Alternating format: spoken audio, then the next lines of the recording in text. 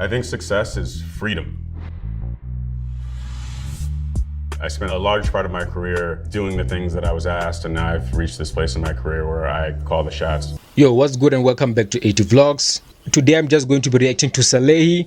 This is from the Idea Generation channel, and we are just going to learn about his journey up until the present day. Everything that he had to go through, what inspired him. Don't forget to like and subscribe. In 2005, a 17-year-old in New York City had an idea. Salehi Bembury had enjoyed early exposure to the arts through his father's career as a photographer, but wanted professional security for himself. So when it came time for the sneaker-obsessed teen to contemplate life after school, he saw the best of both worlds in industrial design. That foundation, which married aesthetic with engineering, gave him a competitive advantage over his contemporaries. Now, a decade and a half later, he's created a handful of iconic new-to-world sneaker designs and worked with seemingly every brand, from Payless to Versace, Yeezy to Crocs. Today, he is the present and the future of footwear. And it all started with one idea.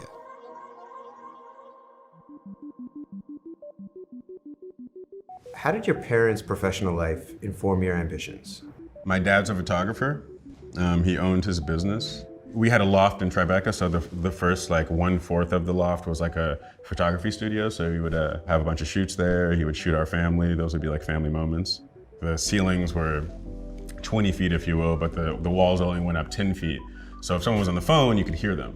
And my dad was like really good at networking. I knew that a part of his job was outreach. And it wasn't just the fact that he, pressed a button on a machine and used his perspective and eyes to create art, but it was also managing relationships and like making himself seen in a time where you couldn't just like post a picture to be seen. So I think that definitely influenced some level of how I approach my job.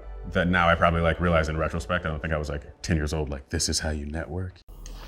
Wow, that's really interesting, to think about, because the first time that I was ever exposed to anything that might even be remotely related to branding or graphic design was when I was still in primary school. And I remember looking at this really intricate, beautiful drawing and trying to wrap my head around how to draw it, because back then I had no understanding about perspectives, I had no understanding about shadings and stuff like that, but I was really intrigued and really interested, and I just wanted to just start and figure out how I could do it. From there on, it sort of bloomed into what it is today. Tell me about your experience in high school. You grew up in Manhattan, you went to school on the Upper West Side at Calhoun. Did you know that you wanted to get into art as like a serious passion when you were in high school? I would say if anything, high school was veered me off the track a little bit. One of my first memories was that they were making fun of me because my clothes didn't match, which was like crazy to me, because that was almost like how you had your downtown stripes if your clothes didn't match. I thought at least Manhattan was one world, right? There are many worlds in New York, but I thought like Manhattan was kind of like one world. And that quickly showed me that there are so many different bubbles. It's crazy how he actually says that high school actually got him off the tracks a little bit, because I actually relate to that. Back in high school, I was totally not into art as strongly as I was back in primary school. So yeah, I totally understand with that. In high school, you sort of like start making friends with people with different interests. You start losing your own identity, and now you sort of just want to be the cool guy, start doing all this weird shit that actually veers you off your road, veers you off the rails and stuff like that. But yeah, now I'm back on track, now I'm back on the path, and I truly embrace something that I really felt a genuine feeling for back when I was still just a kid. About how an older kid at school dressed up as you for Halloween. How did you sort of take that in as a kid? I was devastated and embarrassed. But in retrospect, for a 10th grader to be dressing up as a 9th grader, I think that was more a flex on my behalf. If anything, it was, I think, a projection of my individuality that maybe like he wasn't familiar with seeing. The most important idea I've ever had is to be myself. We spend a lot of our childhood and adolescence being unsure of who we are and the direction we're going in. And I think the day that I realized it was time to lean into that fully was the day I achieved that. Like I was literally just saying it right now, back in your high school days, you really have to have a strong mindset to stay on track with what truly resonates with you, because it's really easy to veer off and start doing stuff just so you can be accepted. At a later stage, you actually realize that actually wasted a lot of your time and potential, because of how far you could have been if you had just stayed on track and never wavered, even though you were being made fun of, even though people were actually dressing up as you for Halloween, like crazy stuff like that. But yeah, it's really interesting, man. When you're exiting high school, you know that you're into art. Your parents are pushing you into more of a liberal arts or engineering, something along those lines. Yeah, I always had the ability to draw and paint and work with my hands, and my parents had the insight to tell me to major in something that could potentially be a little bit more lucrative than majoring in drawing or painting. So they were like, you should probably look into industrial design or architecture. And architecture was buildings and math, and industrial design was product, and it was really broad. And with the extreme interest that I had in sneakers and footwear, that seemed like a path to kind of get there. I have went through such a similar path where the path that you want to take that is to do with art or anything is not really perceived as something that's lucrative, something that's going to be long term, or something that's actually worth creating a career out of. So yeah, you actually have to do so much that you actually prove the person wrong. You actually prove that you can make money out of this career. You can make a living for yourself out of this passion of yours that you got. Because if you don't prove anything and you just sort of had this gut feeling with no action, it's really hard for somebody on the other end to actually understand and to actually just let it go and be like, yeah, cool, go with that. If they're not seeing any type of progress, then it becomes sort of like a different story. So yeah. But then, like simultaneously, Dame Dash had just opened up this space 4 or 5 blocks away called DD172. He described it as like an Andy Warhol factory, right? So there was like fine art happening out of there. There was like a magazine. There was like digital content. He would do concerts in the basement. The 99 person? Yeah, it was called Under 100 because of the fire codes. And it just seemed like something I wanted to be a part of. And I'm coming from this like Fortune footwear, like, it looks like the show The Office. And it was just like not fulfilling at all. I find it really interesting how he actually described the store. The store wasn't just about clothing. The store was more than that. The store was sort of like a place where people hung out. And what's really interesting about creating a store like that is that a lot of talents actually come through and circulate around that. It sort of starts to become this hub where creative minds come to hang out, exchange ideas and stuff like that, which in itself also starts to bring in more people, more customers and stuff like that. And it really sort of like makes it into sort of like this cultural movement where people sort of like know a spot where they can hang out, exchange ideas, and also buy new stuff, and also contribute into the design of new products in the shop as well. I like that. And then this Dame Dash thing was like, I see people that look like me and like they're working on like cool things, and there's like rappers that I recognize and would love to meet, and it's like Dame Dash. So I just started like going around there hanging out. Met these guys, Dave Chang and Dave Barnett. They were like the designers there, the graphic designers. At the time I was almost more pursuing happiness than footwear because there was no footwear, but I just like, it felt right, and it felt like momentum and excitement. And what was the job interview like for that? Well, there was no job interview really. Like I just started hanging out with the Daves, Dave Barnett and Dave Chang, and I got like a TV dinner table. The little like foldable little foldable table, and I just like took it into their office and I set it up, and I was like, I'm gonna work here now, guys. And they were like kind of confused, but they respected it, and I started working there. Working out of Dame's studio, I would imagine you also get to see Dame in his entrepreneurial glory. Was there anything in particular that you remember that specifically stuck with you in sort of his ethos or the way that he conducted himself? With both Dame and Kanye, I mean, I think it'd always be interesting that if someone were to come to them and say we can't do this, they would both just be like, make it work. And I just thought there was something at the time with both of them really confusing of like, how do I make it work? It's crazy how when he actually talks about how when you actually tell these guys that you can't do something, they actually just say, hey, you gotta figure it out, you gotta make it work some way. It actually reminded me of a joke by Bill Burr. Steve Jobs. Yeah, he died, right? I know, a lot of nerds here tonight. I know, you're sad. I didn't get it. I didn't get the big deal they made about that guy. When he died, they were like, he changed the world. That was insane. He changed the world. The world was one way, and then Steve Jobs came, and it was another. What did he do? Somebody, for the love of God, what the fuck did that guy do? What did he do? He told other people what to invent? I want my entire music collection in that phone. Get on it! Right? And then these poor, nameless, faceless scientists gotta go in a back room and figure it out. How the fuck are we gonna get all of this into this? I mean, what year does this guy think this is? This is crazy. This is like Buck Rogers. Dude, my kid has a birthday in like 11 months. But looking back, that something in them that just wouldn't accept an obstacle or wouldn't accept no, and that would, a lot of the time that would force me or that person to figure it out. So I think, there's something to be said for that. So how did you engineer your exit there? The thing at Dame wasn't really like stable, or I don't know what the future held there. It was more like, I think after the excitement of just like, wow, like I'm like partying, but I'm working at the same time. Like once the excitement of that like kind of dissolved, I kind of like, started thinking about footwear again. Now equipped with experiences in a variety of professional environments, Salehi was eager to find a situation that offered both stability and growth. While he did find that at his next stop, Cole Haan, the most important thing he found was a mentor in Jeff Henderson, a Nike veteran whose leadership and connections would ultimately set up Bembury for his breakout moment.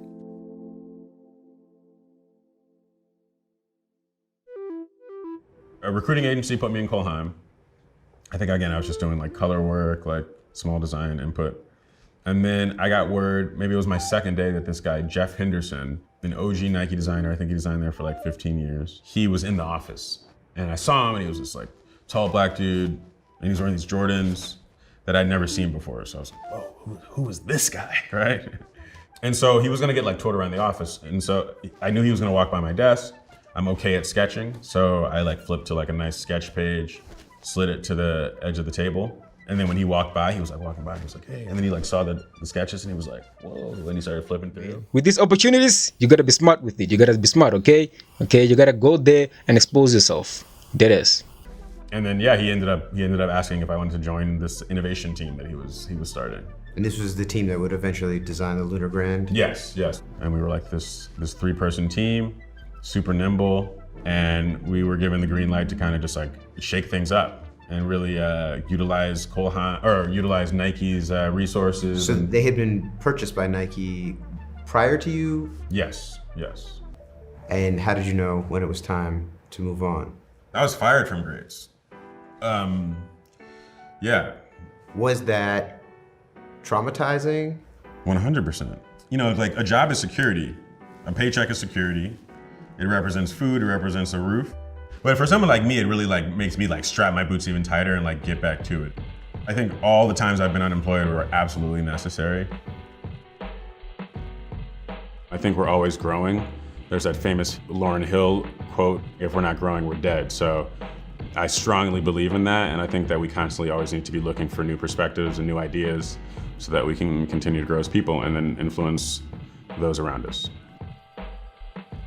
How long did it take you to sort of go through the cycle of like beating yourself up and being mad about it to finally being like, okay, now I'm ready to make my next step forward?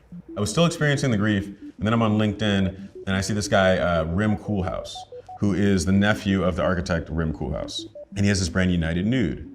Really interesting footwear, really architectural, really linear. So I really understand that cycle where you can go from like really excited, creating products, selling products, and all of a sudden you are down to absolutely nothing.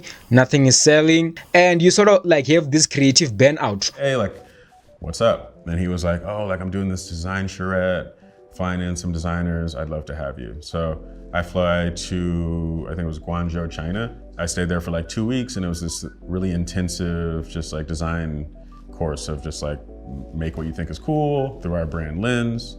They like spent money to have me there to like create for them. So that felt like really interesting. And then I was getting to work on just like really forward things. So they were like somewhat alien and just not that average shoe that everyone kind of makes. Right after that, Jeff hits me and he's like, hey, I'm working with Kanye. He wants someone to move out to LA and do you have any work you can send? And the fact that I was just working on this United Nude stuff that was really forward and really innovative, I was like, oh, this is perfect. Let me like send this stuff. Where was Yeezy in its sort of growth? I was there for season 3 and season 4. I guess it was like season 2 when all the conversation started. Did you have any sort of expectation or apprehension? No apprehension. The expectation was that it was just about to be like the craziest experience of my life. I just was like, it was kind of like a buckle up thing where if I walked in and they were just doing something like next level that was kind of scary, I'd still like probably would have done it. They were like, here, shoot this guy. I'd be like, all right, this is Yeezy. You know, How many times? Exactly. So, yeah, I was just like 100% on board. But this was not your first meeting with Kanye West, as I understand it. When I worked at Payless, I was going to lunch and I saw Kanye and Don C in a cab. He gets out, he's like walking into a building. I like booked down the block. I'm like, Kanye. And I think he was gonna ignore me because he thought I was like, just like paparazzi or a fan. But then I was like, I design. And then he like froze and that got him to like pay attention. He turns around, looks me up and down. The fit didn't really represent my personal style or anything he was necessarily trying to mess with. But then he like tapped Don C and Don C took my info. I thought that was gonna be my moment. And he never hit me back, but it was kind of cool to have that full circle moment, yeah.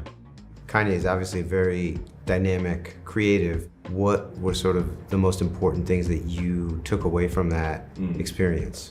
Kind of like not following rules. That might be like sound really obvious. I remember we released boots in the beginning of the summertime and people thought that was nuts and they worked. And obviously it being Kanye that, he can break more rules than most. That's actually crazy how he talks about how Kanye just likes to like sort of like break rules. I say that because of what's actually happening right now with Kanye West, sort of like what's going on with everything that he has been doing, all the crazy interviews. I just watched an interview just a few days ago where he sort of spoke about how he's like a kid in school and he's constantly in the principal's office and stuff like that. To be able to stay at 45 years old to still be the bad kid in class, at 45, I'm still in the principal's office? Because if you look at, like, say, fashion, right? If you think of something fashionable, it's probably going to look like the kid in the principal's office. That's going to be the fashion. And that's part of the reason why I'm the most influential person at fashion, because I refuse to leave the principal's office. If the substitute teacher comes in, I'm going to say, you got a big butt. Yeah. And I'm gonna get, and they're gonna right back to the principal's office. And people are gonna be like, yo, and that's what you keep on saying, like, who can we talk to? Because no one can talk to me. No, I'm out of control, bro. It's just God, then me, and then fuck everybody. You know what I mean? That's really how I live my life. Which is pretty interesting and sort of makes sense with what this dude is saying about how Kanye West just likes to break rules. He just doesn't like to follow stuff. This is the Yeezy Season 3 military boot. Traditionally with military boots, you never get to see like a brick color like this, but the consumer really reacted. And again, going back to our conversation about breaking rules, this was a perfect example of that, of releasing an orange boot at the beginning of the summertime and it working. How does your life outside of the office change when you go from having these kind of like very behind the scenes jobs at less cool brands to being at the sort of zenith of hype, doing probably the most exciting stuff in footwear? It was just kind of like Fight Club. You couldn't talk about it. So it was ironic that I was going from jobs where I didn't really care to talk about things, but I was allowed to. And then now I can let people know that I'm working there, but I can't. Nothing beyond that, really. And how are you looking at this experience sort of in the more macro scope of your career as you're planning out, all right, well, I've got this step now, where am I gonna go from here? I wasn't even thinking like that because at the time, I was like ready to give that job like 10 years because I was like, this seems like something that has so much, momentum and Kanye is a visionary. And it's like unlike any brand that I've been a part of, and there's just such an opportunity here. So I was ready to like really invest a significant part of my career in that place. I was like really drinking the Kool-Aid. So your time at Yeezy comes to a close and you decide to move on. How were you feeling about the experience in general and also about what that meant for your future? It all happened kind of abruptly, so I really wasn't sure what that next step was. I was then kind of met with a year of unemployment / freelancing for brands that I wasn't proud to necessarily be associated with, but it was more about a paycheck and just a lot of like uncertainty of like what my value was. One thing that I have to also mention is how volatile fashion is. The fashion business is very volatile. One time you're at the top of the mountain, it's crazy, it's going well, and the next moment you are down on your luck, and just like I said, you're going a year without a job and stuff like that. So I think that when you venture into this type of world, this career, this business, you have to really have a strong heart and a strong ambition to know that you are going to fall a lot more than you're going to be successful. You're going to have a lot of hard falls where it's really going to be embarrassing. It's also going to be demotivating. It's going to, really play into your mind and stuff like that. So, it's really important to be prepared about such stuff like that for you who's watching and for me as well, because I know just how this whole thing that I'm doing is still going to really, test, my limits and test my creativity and stuff like that. Yeah. Searching for himself and his place within the industry, Salehi faced an uncertain future. He'd abruptly gone from designing at the most electric brand in footwear to collecting unemployment. Without a clear place to turn, he tried something that had worked once before, a cold message on LinkedIn. Only this time, the brand was Versace, and the eventual payoff beyond his wildest dreams. He got the chance to introduce the heritage fashion house to the sneaker market and to build his own brand on the side.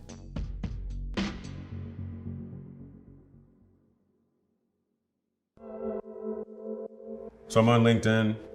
I see in like the people you may know section, I see a Versace design director. So I reach out to him and I'm like, the sneaker industry is a multi-billion-dollar business. Growing up, it was always about like, brands with logos, Nike, New Balance, Adidas. And, now we're in this space where this consumer is really open to the fact that fashion houses can make sneakers. Balenciaga starts making cool shoes. You got Adidas, Raf Simons, you got Nike, Comme des Garçons. I was like, it's an opportunity for you guys. You have such overt brand DNA, the Baroque print, the Medusa, the Greca, that's like that. And that could easily be translated into footwear. So, it's an opportunity for you guys and you should really jump in. And I feel like I'm the person that could, steer that ship.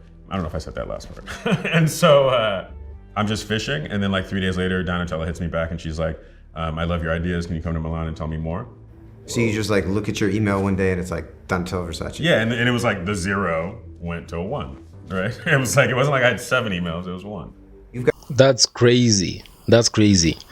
Imagine just throwing out an email out there and, pitching this great idea and like, Versace actually responds back to you. That's gotta be crazy, man. That's gotta be crazy. Sometimes you gotta take those risks, you got nothing to lose, right? You just gotta take them. A lot out of LinkedIn in your career. For sure. I just would always just like cold message people kind of like, hey, can I like get an interview or can I be interviewed by you, or like, is there a job here or whatever? And it's funny because I've even met people that are like, hey, you emailed me 4 years ago. And I'm like, because I've just said so many people over the years. But yeah, she was like, I want you to come to Milan and tell me more. I was gonna put together like a few pages of trend of like. I was gonna say, how much prep work did you go? Well, since, this is something I've been like, breathing for my entire life, I was just gonna scroll down Hypebeast and like grab some things. But then strangely, universe, whatever you want to call it, the week leading up, spoke to like a buddy's mom, and she was like, go to the store, see what's selling, do your market research. Spoke to another friend that was like, put sample design work in there. Don't assume they know you can design. Spoke to someone else that reminded me that there's not too many people that look like me in the high fashion space. It's bigger than me. I'm paving a way. Take it seriously. So what was going to be a 3 or 4 page presentation turned into a 40-page presentation. It's really interesting to actually hear him talk about how, he consulted a few people around him who were able, to steer him in the right direction. And I feel like as a designer or a creative person or whatever it may be, it's really crucial to always have people around you that are always going to give you advice that's going to work, people that are always going to help steer you in the right direction and stuff like that. I wouldn't say it's really advisable to always surround yourself with people who you always perceive yourself to be better than. Prepare anything like that when you went to Yeezy? Oh yeah. My rhyme is decks are the road to checks. Like, I think that it's like for creatives, like one of the biggest issues for creatives is like that bridge of communication to, like, for lack of a better term, suits, right? And like decks are really a good way of doing that because you get to use words and visual assistance to communicate your ideas. So you show up at Donatella's house or office? It was the office, yeah. So we meet one-on-one, show her all the different things. She's like maybe a third of the way through. She's like ecstatic. She starts bringing people in. I finish it and she's like, I love you. I was about to do my impression. I don't think I should do my impression. I was like, I love you and like, I want to hire you. And I was like, oh my God, amazing. And then she asked me if I wanted to move to Milan or stay in LA or consult. And I was like, can I have my own studio in LA and I'll travel here once a month for shows and product approvals and meetings or whatever. And she was like, cool. And so instantly it just went from unemployment to like, I have a job, and it's like a kind of a job that people seem to care about. What is the process of starting to create a whole line of sneakers within a huge company like Versace? Well, it was great because I reported directly to Donatella, so that made a lot of the potential obstacles go away. And she is very hands-on as an operator of the business? Very hands-on and very passionate about everything that she touches. So she was, but at the same time, she understood that sneakers weren't necessarily her forte, and she believed that coming from a place like Yeezy, I was an expert in the space, so she kind of just let me go. And for me, I just kind of had to like identify the significant brand details. And then implementing my industrial design knowledge, I was like, can any of these things be functional? And the most functional thing was like the chain. So started modeling it with clay, playing around. I had a friend 3D model up my sketches, and then I was able to go out to Milan and then present it to her and literally hand her a physical outsole. If I'm literally handing her that thing, there was no conversation that needed to be had. She was on board immediately. And then we got to work, made a shoe. This right here is the 3D print that I was mentioning earlier of showing Donatella. What are the steps to go from there to having one of these? So this 3D print was more about communicating form.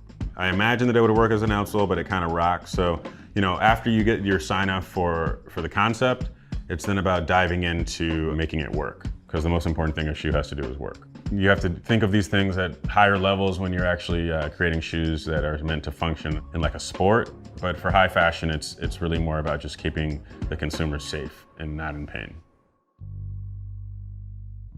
So I know when you were doing your round of seeding, one of the most important people who ended up getting a pair of the sneakers was 2 Chainz. Can you tell me how that happened and how did that change the launch of the sneaker? God put on the phone with him. I was like, hey man, I got this shoe that really aligns with your brand. We should figure out a way to do something. He was like, what do you mean? Like, let me see the shoe. So had him sign an NDA, and then I show him the shoe, and he was like, oh my God, it's made of 2 Chainz. And like immediately he was like kind of sold by that. And then I think there was just a level of, if I was a white guy wearing a suit from Milan, the communication may not have been as successful, you know? I brought him to Milan for the first show, and it was just like surreal to be walking into a Versace fashion show where the models are gonna be wearing my work, and I'm walking in with like this huge wrapper. And you have to think that like 2 months earlier, I'm trying to figure out where the next, you know, the 3rd month rent is gonna come from. And so things changed really drastically then. That was the foundation for the career I'm experiencing right now. When you started working at Versace, did you have a feeling that this was going to be a temporary situation? I've never been really good at like mapping out the future. I'm someone that like lives in the present. My memory isn't very good. It was more about just like attacking the now and really making sure that in this moment in time that I like executed to the best of my abilities, and I realized that I'm in like a very unique position, and I've been giving like an insanely long, I don't want to call it leash necessarily, but just I have the reins. Most of the time with this type of things, you just have to be in the moment. Just be in the moment and just do the best you can for that moment. And then don't stress about yesterday, don't stress about tomorrow. Just make sure that the product that you're putting out today is the best product you can actually put out. Never slack on quality, never slack on presentation. That's really something that I'm really big on. So when you start designing these collaborations under your name, did you have the idea of launching a proper brand as sort of the long-term goal? Going back to that freedom, like you were saying, like what is success, what does money give you? And I say it's mostly freedom. I think having a brand is freedom. Like definitely, having a brand is freedom. It's freedom. Because I've had to like meet certain deadlines or, you know, make something blue because like it's like, you know, wintertime or whatever. And now I'm just kind of like the Kanye making a boot in the beginning of the summertime situation. Like I'm just doing what I want, and it feels really good. And then the audience is responding still, so it's letting me know that I'm making the right decisions. When did you launch Sponge? It's established in 2020, so I guess after Versace, but then it took some time to actually get some tangible things out there. There's been 1 drop and a couple of collaborations, and I'm about to do another drop. Been offered a lot of investments for it, and I have 0 interest because I just want to like fund it myself and just like have it be my thing. I think what's interesting about that is the fact that once the funding comes in and everything like that, you sort of like start to lose the creative control of the brand, because now you have people who are invested in it, and those people want a return in profits, so they're not really interested in your creativity or your creative mind. They just want you to put out product that's actually going to sell and actually going to bring in profits and stuff like that. So yeah, In 2021 with the Crocs, that was really like a coming out moment for you. What are the next things that you want to check off on your bucket list as you build your brand? I had an interesting conversation with Ronnie Feig where he was saying that a lot of the time these days people are doing like one-off collaborations and they move on to the next brand, and he was like, he believes in long-term partnerships. So he was like, you should really identify the brands that like resonate with you the most, that you feel like you have a really good rapport with and that you've created a great product with, and you should like, you know, stick there and explore that. that's really interesting when it comes to collaborations, because I think the longer you stay in partnership with another brand that you actually identify with, it also makes your brand keep a strong brand image. This is the first 3D print that we created for the Croc. And where did the idea for the fingerprint come from? I started thinking about how all great artists and designers have a consistent aesthetic or a visual identity. It kind of just happened organically. I just started like drawing lines, and it started to feel like the wood grain, and then it started to feel like the fingerprint. With a lot of my collaborations, I've explored that from a 2D perspective, but for this Croc, I really wanted to explore it from a 3D standpoint. Similar to the chain reaction, how I took a brand element and I made it functional, I really wanted to now take my brand element and explore how it could be functional and balance that with the Croc's heritage. You started your career in industrial design, moved through the footwear industry, ended up at a high fashion house, and now are in a situation where you're being courted by parties from all sides. Where do you want to be? I'm kind of there right now. You see this space, like it's a great environment to create in, and people seem to love my work. For the longest time, I would walk into meetings with companies and I would need them. The way that meeting went would really like make or break my day, my week, or my month. Now I've taken meetings, some with like fashion houses, where like, sure, like it'd be cool to work with them, but like I don't need them. And if the deal doesn't work out, like I'm good. That feels like the ultimate freedom. I really hope that you got to take something from this video, from this reaction. If you want to see the full video, go ahead down below in the description, click there and see the whole full video without any distractions, without me just getting in and saying crazy things and stuff like that. But yeah, man, I hope you got some knowledge out of this. I hope you're still going to keep on working hard with your brand and stuff like that. Anyway, do not forget to like and subscribe. As you know, guys, I'll be back with another one soon. I'm out.